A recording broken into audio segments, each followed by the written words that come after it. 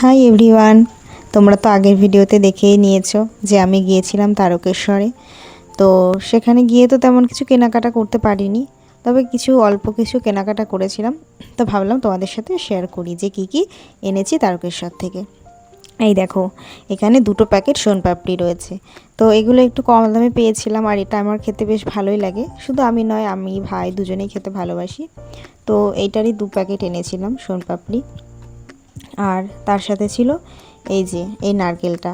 জানো তো, এই নারকেলটা হচ্ছে বাবার কাছে সংকল্প করে পুজো দেওয়া, মানে ফাটানোর, মানে ফাটিয়ে বাবার কাছে জল দেওয়া হয়েছিল, আর নারকেলটা সংকল্প করে নিয়ে এসেছিলাম প্রসাদ হিসেবে।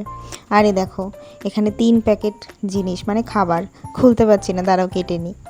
তো দেখো, এর মধ্যে রয়েছে 1 প্যাকেট নকুলদানা। তো বাবার কাছে যেহেতু এই ধরনেরই প্রসাদ দেওয়া হয়, নকুলদানা, বাতাসা, তো সেগুলোই আনতে হয়। তো আর এই যে ভাঁড়, এর মধ্যে ছিল মিঠাই, যেটা বাবার কাছে দেওয়া হয়েছিল। আর ছিল এই সুতোটা হাতে বাঁধার জন্য। আর এনেছিলাম 1 প্যাকেট বাতাসা। তো এগুলো সব কিছু মিশিয়েই সবাইকে প্রসাদ দিতে হবে, তার জন্যে আনা হয়েছিল।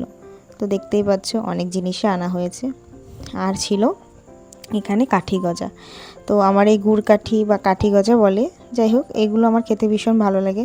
তো এটা এনেছিলাম। আর এনেছিলাম 1 প্যাকেট চিড়ে। আর এই দেখো, কত লজেন্স পেয়েছি। এগুলো সবাই যে ভান্ডারা দেয়, তো সেখানেই দিচ্ছিল, তো সেখান থেকে নিয়ে এসেছিলাম। আমার পাড়ায় এই ভাইগুলোকে দেবো তাই।